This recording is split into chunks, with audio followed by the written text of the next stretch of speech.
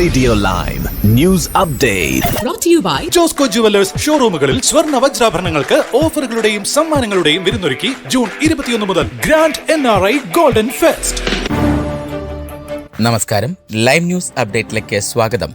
വാർത്തകളുമായി Arun. South east ലണ്ടനിലെ fried chicken franchise ഔട്ട്ലെറ്റിലെ മാനേജർ വംശീയമായി വേർതിരിച്ചു നിർത്തിയെന്നും പിരിച്ചുവിട്ടെന്നും പരാതി നൽകിയ ഇന്ത്യക്കാരന് 81 ലക്ഷം രൂപ നഷ്ടപരിഹാരം നൽകാൻ ട്രൈബ്യൂണൽ വിധി. ശ്രീലങ്കൻ തമിഴ് വംശജനായ മാനേജർ അടിമ എന്ന് വിളിച്ചെന്നും ഇന്ത്യക്കാർ തട്ടിപ്പുകാരാണ് എന്ന് പരാമർശിച്ചെന്നും ആരോപിച്ച് തമിഴ്നാട്ടിൽ നിന്നുള്ള മതേഷ് രവിചന്ദ്രൻ എന്നയാളാണ് പരാതി നൽകിയത്. അധിക നേരത്തെ ഷിഫ്റ്റുകൾ നൽകി ഉപദ്രവിച്ചതിനാൽ രാജിവെക്കാൻ നിർബന്ധനായെന്നും പരാതിയിൽ പറയുന്നു.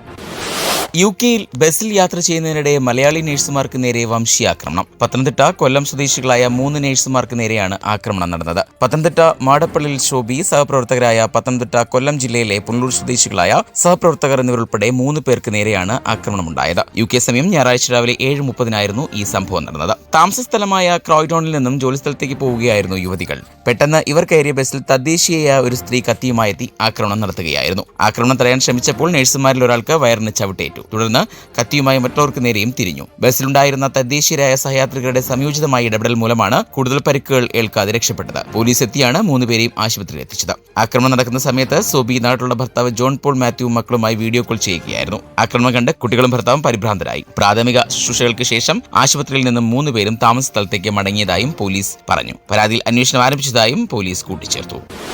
തിരഞ്ഞെടുപ്പ് കേസിൽ റീഫോം UK നേതാവ് നൈജൽ ഫറാജിന് ക്ലീൻ ചീറ്റ്. തിരഞ്ഞെടുപ്പ് പ്രചാരണ ചെലവുകളുമായി ബന്ധപ്പെട്ട ആരോപണങ്ങളിൽ കഴമ്പില്ലെന്ന് ഇലക്ടറൽ കമ്മീഷൻ കണ്ടെത്തി. നൈജൽ ഫറാജ് നിയമങ്ങൾ ലംഘിച്ചുവെന്നതിന് വിശ്വസനീയമായ തെളിവുകളില്ലെന്ന് വ്യക്തമാക്കിയ കമ്മീഷൻ ഈ വിഷയത്തിലുള്ള അന്വേഷണം അവസാനിപ്പിച്ചതായും പ്രഖ്യാപിച്ചു. ക്ലാക്ടൺ മണ്ഡലത്തിൽ നിന്നുള്ള MP-യായ നിഖിൽ ഫറാഗ് പ്രചാരണത്തിന് നിശ്ചയിച്ചിട്ടുള്ള 20,660 പൗണ്ടിൽ കൂടുതൽ തുക ചെലവാക്കിയെന്നായിരുന്നു പ്രധാന ആരോപണം. ഫറാജിന്റെ പ്രചാരണ ടീമിലെ മുൻ അംഗമായ റിച്ചർഡ് എവററ്റാണ് അടുത്തിടെ ഈ പരാതി ഉന്നയിച്ചത്. ലഘുലേഖകൾ, ബാനറുകൾ, ഓഫീസ് നവീകരണം എന്നിവയ്ക്കായി ചെലവഴിച്ച തുക കൃത്യമായി വെളിപ്പെടുത്തിയില്ല എന്നായിരുന്നു ആരോപണത്തിന് പിൻബലമായുള്ള വാദങ്ങൾ. എന്നാൽ അന്വേഷണത്തിൽ ഈ ആരോപണങ്ങളെ സാധൂകരിക്കുന്ന തെളിവുകൾ കണ്ടെത്താനായില്ലെന്ന് ഇലക്ടറൽ കമ്മീഷൻ വ്യക്തമാക്കി. അതിനാൽ കൂടുതൽ നടപടികളിലേക്ക് കടക്കേണ്ടതില്ലെന്നാണ് കമ്മീഷന്റെ തീരുമാനം. ഫറാജിനെതിരെ ഉയർന്ന പരാതി രാഷ്ട്രീയ പ്രേരിതമായിരുന്നുവെന്ന് അദ്ദേഹത്തിന്റെ ഇലക്ഷൻ ഏജന്റ് പീറ്റർ ഹാരിസും പ്രതികരിച്ചു.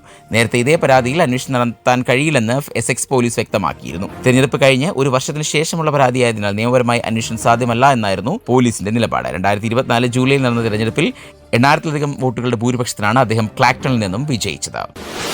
ഇനി നാട്ടിലെ വാർത്തകൾ. സ്വകാര്യ ആശുപത്രികളിലെ ജീവനക്കാരുടെ വേതനം 1 മാസത്തിനുള്ളിൽ പരിഷ്കരിച്ച് സർക്കാർ വിജ്ഞാപനമിറങ്ങും. ഇപ്പോഴുള്ള വേതനത്തിൽ 60% വരെ വർധനയ്ക്കാണ് സാധ്യത.